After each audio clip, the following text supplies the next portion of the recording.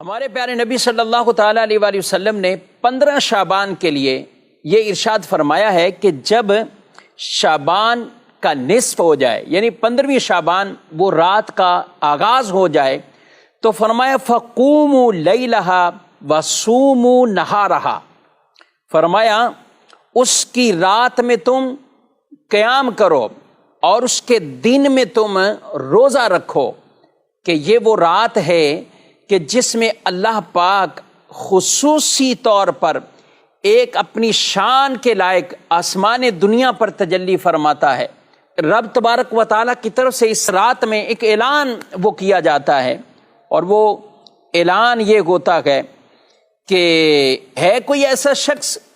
کہ جو اللہ کی بارگاہ میں استغفار کرے کہ اس کی توبہ کو رب قبول فرمائے۔ سبحان اللہ۔ فرمایا ہے کوئی ایسا شخص کہ جو رزق مانگے اسے رزق دیا جائے، ہے کوئی ایسا جو کسی مرض میں مبتلا ہے، کسی آزمائش میں ہے، اللہ اسے عافیت عطا فرمائے۔ فرمایا یہ اعلان ہوتا رہتا ہے یہاں تک کہ طلوع فجر یعنی صبح کا وقت ہو جاتا ہے۔ دوسری روایت میں فرمایا قبیلہ بنی کلب کی بکریوں کے بالوں کی تعداد سے بھی زائد اللہ لوگوں کی اس رات بخشش مغفرت فرما دیتا ہے۔ اب ایسی بابرکت شب ہو، بابرکت ایسی رات ہو، آج افسوس سے کہنا پڑتا ہے کہ کچھ ایسی پوسٹیں چلا دیتے ہیں، ایسی تحریریں وائرل کرتے، کوئی فضیلت اس کی نہیں۔ ارے کوئی فضیلت اس کی نہیں، یہ حدیث پاک میں واضح طور پر یہ فرمایا جا رہا ہے، رب تبارک و تعالیٰ کی طرف سے اعلان ہوتے گئے، رزق مانگنے والوں کو رزق دیا جاتا ہے، عافیت دی جاتی ہے، وہاں پہ توبہ قبولیت کی بشارتیں آ رہی ہیں۔ تو اس قدر برکتوں اور رحمتوں والی شب ہے، لوگوں کے رجحان عبادت کی طرف ہوتے ہیں، مسجد کی طرف ہوتے ہیں، آتے ہیں لوگ مسجدوں میں، ایک رونقیں اس طور پر قیام کرنے والے، عبادت کرنے والے، ذکر و اذکار کرنے والے، دین کی باتیں سیکھنے والے، سکھانے والے، یعنی گویا کہ کہیں کہ مسجد کے اندر ایک آبادی کا سلسلہ ہوتا ہے، مسجدیں آباد ہو رہی ہوتی ہیں، لیکن اس کے باوجود کوئی ایسی تحریریں چلا دیتے ہیں، اس کی کوئی حقیقت نہیں ہے۔ اس رات میں عام بھولے بھالے مسلمان بیچارے ان کو پڑھ کر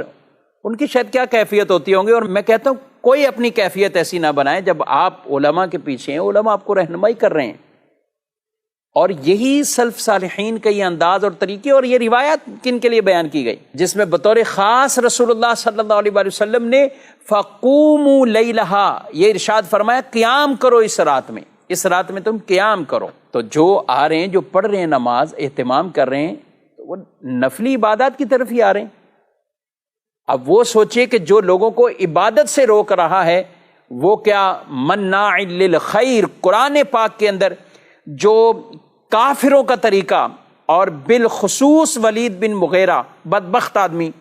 جس کے قرآن پاک میں اس کافر کی کئی برے اعمال کو نشاندہی کیا گیا، اس میں ایک بری صفت کہ یہ خیر سے روکنے والا ہے۔ ایک طرف تو وہ طبقہ شب برات میں جن کے بچے جوان یہ گلیوں میں نکل آتے ہیں اور طرح طرح کے اس رات کے